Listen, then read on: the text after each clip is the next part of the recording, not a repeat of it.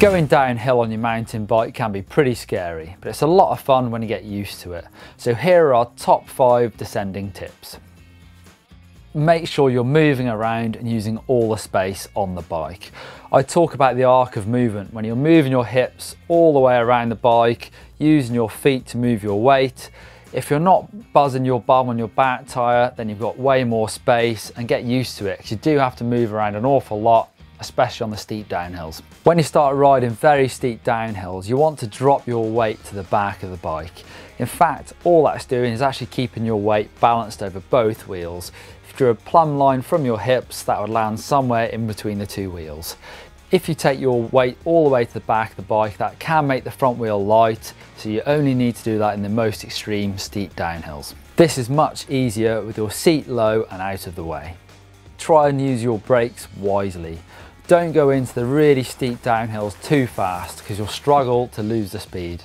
Go in nice and steady, keep your head up, and if you feel like you can go faster, start to ease off the brakes. Try to plan for the next part of the trail. If it goes flat, for example, look towards that section and try and roll off the brakes as early as possible to carry speed into that section. With your heels dropped and your hips over the back wheel, you can use that rear tyre to slow you down. This is really useful, especially in corners and off-camber sections where you need to come off that front brake to give that front wheel the best chance of gripping. Try to flow on the downhills and pick good lines. Sometimes the good line might be the smoothest line where there's lots of grip. Other times it might be the fastest, straightest line where you might have to use small arm weights or bunny hops to get over obstacles that aren't rideable. Good line choice can make a massive difference on hard trails, and the more you practice picking lines, the better your instincts will become. So watch the downhillers, they try and be inch perfect on their lines. It doesn't always work, but in the long run you should get better. Following other riders. This can be a great way of getting better at the downhills. Try and pick someone who's about a similar level as you or slightly better. Don't just pick the local pro and jump in behind them. They might ride a really hard line or hop an obstacle at the last minute. Following another rider works especially well on trails that they know and you might not know.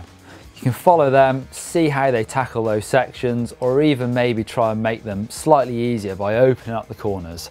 If you watch the rider not too closely, give yourself a few bike lengths, gives you a great preview of where the trail goes and how it's best to tackle it.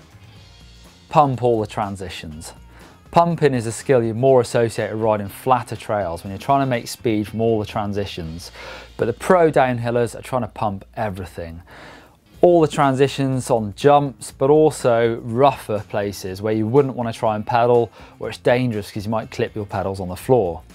Have you seen Aaron Gwynn's chainless winning run where he's pumping everything as hard as possible? That's the way to do it. Also very similar to pumping is what I call smoothing out the trail. So it's lowering yourself to the bike so you've got some bend in your arms and legs so you can push the bike down to the floor on things like steps and obstacles where you might just batter down them if you don't move at all. This smoothing out the trail means the bike's on the floor a lot more and therefore you have more grip, great for cornering and braking and best used in the really rough sections. So there's our top 5 descending tips.